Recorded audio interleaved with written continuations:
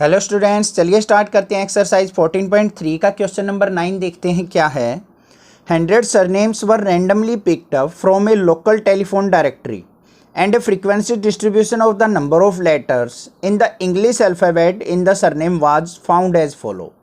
यहाँ पे क्या कहा है, एक टेलीफोन डायरेक्टरी से 100 सरनेम्स को पिक किया गया है।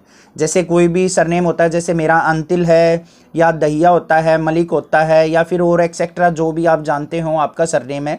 इस तरीके से डिफरेंट सरनेम्स को पिक किया गया है और उनके लेटर्स देखे गए हैं और उनके लेटर्स से हमने क्या बनाई है, एक टेबल बनाई है कि नंबर ऑफ़ लेटर्स जिसमें सरनेम में 1 से 4 लेटर्स आ रहे हैं वो कितने सरनेम हैं, से 6 हैं। जिसके सरनेम में 4 से 6 लेटर आ रहे हैं वो 30 सरनेम है। जिसमें 6 से 8 लेटर्स आ रहे हैं वो 44 हैं। इस तरीके से हमने डेटा बना लिया। नेक्स्ट क्या करना है, draw a histogram to depict the given information. तो हमने इस इंफॉर्मेशन का हमने क्या करना है, हिस्टोग्राम डेटा ग्राफ बनाना है। ठीक है। नेक्स्ट क्या है, right the class interval in which the maximum number of surname lies. और हमने क्लास इंटरवल बताना है कि जिसमें मैक्सिमम नंबर ऑफ सरनेम लाई करते हैं। तो वो तो हमें यहाँ पे क्लियरली दिख रहा है कि नंबर ऑफ सरनेम 44 जो है, मैक्सिमम 6 to 8 है। सेकंड का तो आंसर पता चल गया। मेन चीज़ है हमारा हिस्टोग्राम बनाना। वो कैसे बनाएंगे यहाँ पे देखते हैं। सबसे पहले हिस्टोग्राम बनाने के लिए एक तो इंटरवल गिवन होनी चाहिए, वो तो हमें गिवन है।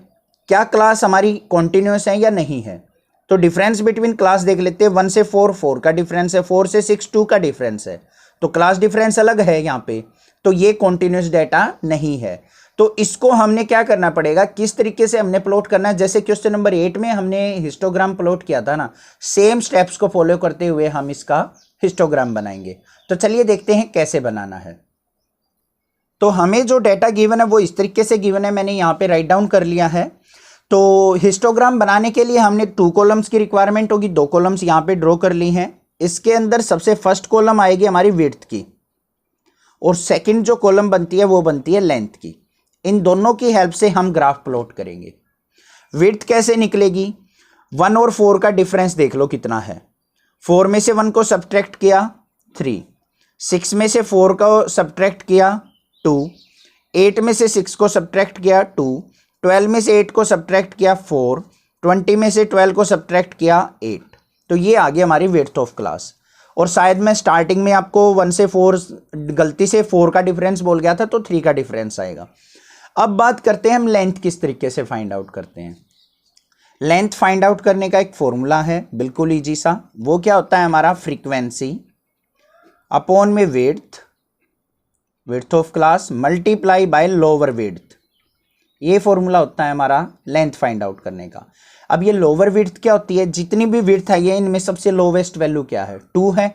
तो लोअर विड्थ जो हो जाएगी हमारे फॉर्मूले के अंदर वो क्या आ जाएगी, 2। फ्रीक्वेंसी क्या होती है, नंबर ऑफ सरनेम्स, ये होगी हमारी फ्रीक्वेंसी। ये तो इंटरवल होता है क्लास इंटरवल, उससे दूसरी कॉलम जो होगी वो फ्रीक्वेंसी की होती है। उसके बाद इसका यूज करते हुए हम अलग अलग क्लास की लेंथ फाइंड आउट कर लेंगे। तो इसकी देखते हैं फर्स्ट वाले की लेंथ कैसे आएगी। Frequency multiply lower width by width होती है। तो फ्रीक्वेंसी कितनी है, 6, लोअर विड्थ कितनी है हमारी 2, अपॉन में इस क्लास की विड्थ क्या है 3, 3 2 जा 6, 2 2 जा 4 आ गई लेंथ।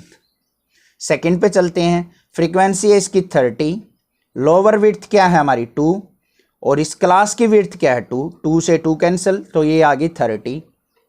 इसकी देखते हैं 44 मल्टीप्लाई बाय 2, इस क्लास की भी विड्थ 2 है, 2 से 2 कैंसिल, तो आ गया 44।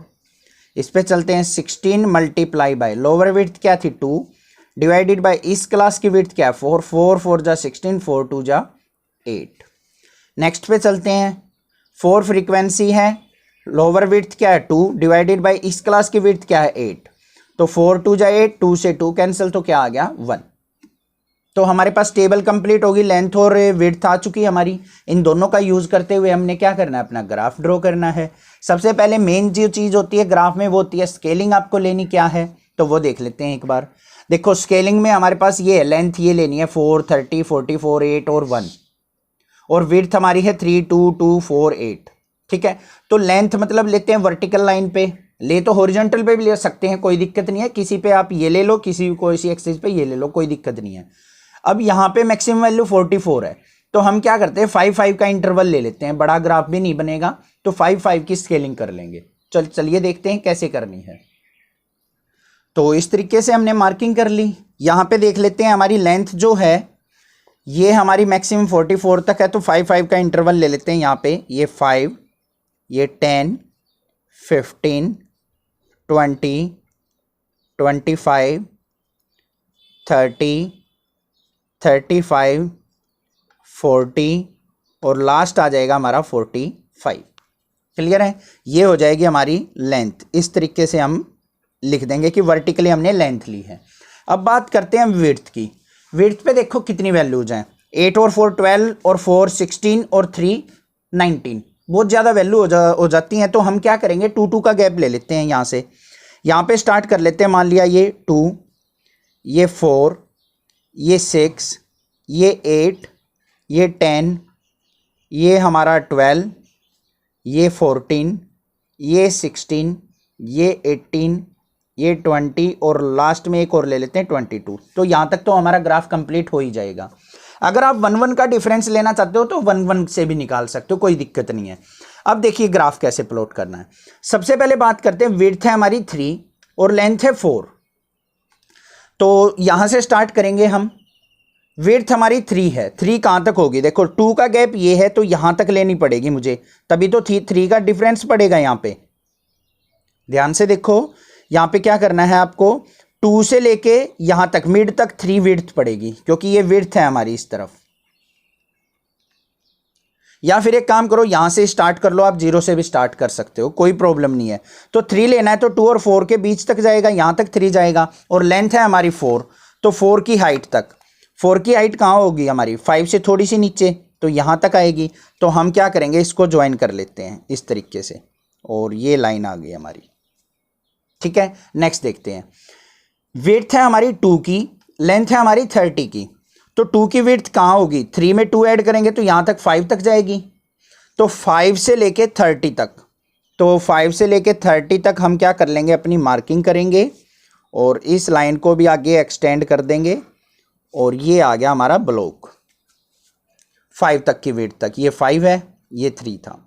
उसके बाद नेक्स्ट देखते हैं हमारी क्या है। विड्थ है हमारी 2 की और लेंथ है 44 की। तो 2 की विड्थ है, तो 5 में 2 ऐड किया तो हमारा कहाँ तक जाएगा? 7 तक। तो 7 से लेके 44 तक, 44 है हमारा बिल्कुल लास्ट तक, 45 से थोड़ा सा नीचे। तो हमने क्या कर लिया, इस तरीके से अपना ब्लॉक रेडी कर लिया। क्लियर है? नेक्स्ट देखते हैं क्या है। अब हमारी विड्थ है 4 की और लेंथ है 8 की। तो 4 की विड्थ कहाँ तक जाएगी हमारी, वो देख लेते हैं हम। तो 4 की विड्थ है हमारी, 7 में 4 ऐड किया तो यहाँ तक चला गया 11 तक। तो यहाँ तक जाएगी 11। और हमारी लेंथ क्या थी इसकी? 8। तो 8 कहाँ पे होगा? 10 से थोड़ा सा नीचे। तो ये आ गया हमारा 10 से थोड़ी सी नीचे हाइट तक, ये 10 की थी। तो ये हमारी विड्थ आ गई यहाँ पे 4 की। नेक्स्ट देखते हैं, विड्थ कितनी है हमारी? 8 की। लेंथ है हमारी 1 की। तो 11 में 8 ऐड करेंगे तो 19 तक जाएगी हमारी विड्थ यहाँ तक। और लेंथ जो है 1 है, तो हम बिल्कुल एक कॉलम यहाँ पे थोड़ा सा ऊपर तक बनाएंगे और इस तरीके से हम ज्वाइन कर देंगे। तो ये होगी हमारी 1 विड्थ, 1 लेंथ और 8 विड्थ। आपको दिख रही होगी अच्छे से क्लियरली, कोई दिक्कत नहीं है। तो इस तरीके से हमने अपना हिस्टोग्राम ग्राफ रेडी कर लेना है। तो आई होप आपको समझ में आ गया होगा स्केलिंग वगैरह भी किस तरीके से लेनी है। आप अपनी मर्जी से 1 1 का डिफरेंस लेके भी स्केलिंग कर सकते हो, ऐसा कोई कंपलसरी नहीं है कि आपको 2 का गैप ही लेना है। अगर आपके पास बड़ा ग्राफ है और यहाँ तक लास्ट तक आप ग्राफ प्लॉट कर सकते हैं, तो आप 1 1 का डिफरेंस लेते चले जाओ और जो भी आपकी विड्थ दे रखी है उतना उतना गैप लेके लेंथ ऊपर की तरफ लेते चले जाओ। फिर भी कोई डाउट अगर आपको लगता है तो आप मुझे कमेंट करके पूछ सकते हैं। अदरवाइज चैनल को सब्सक्राइब कीजिए, लाइक कीजिए और शेयर कीजिए। Thank you students for watching this video. Thanks.